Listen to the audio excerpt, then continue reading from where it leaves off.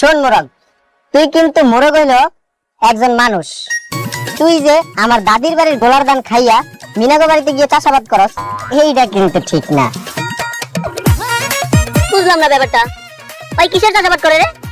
অন্যের বাড়ির মুরগি ডিম পারে, আর সেই ডিম থেকে বাচ্চা জন্ম নেয়, আর সে বাচ্চা জন্মদানে ওই সাহায্য সহযোগিতা করে। এইটা কিন্তু ভালো কাম, জনসেবা কামের মধ্যেই পড়ে।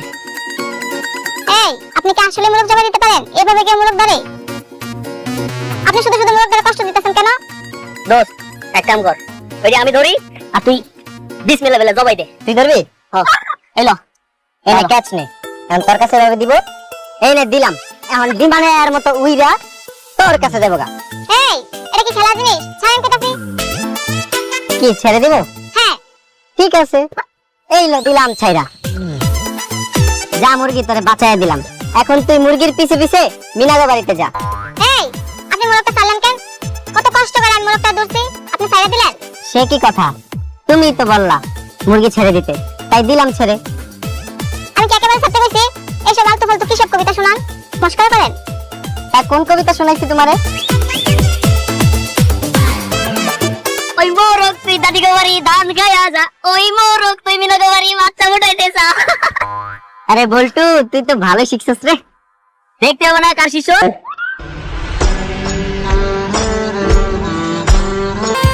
কিরে বেটা, বেশি রাত করে ফেললো নাকি?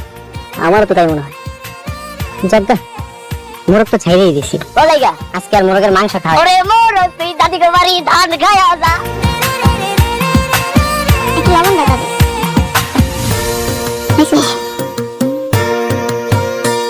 নিচে উড়ো।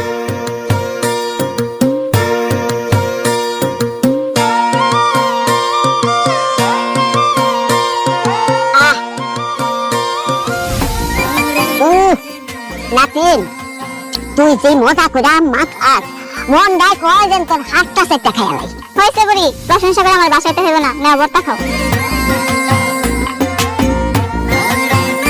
ও নাতিন, একটু মনে তেঁতুল দিলে ভালো লাগতো, বেশি টক হলে মজা লাগে।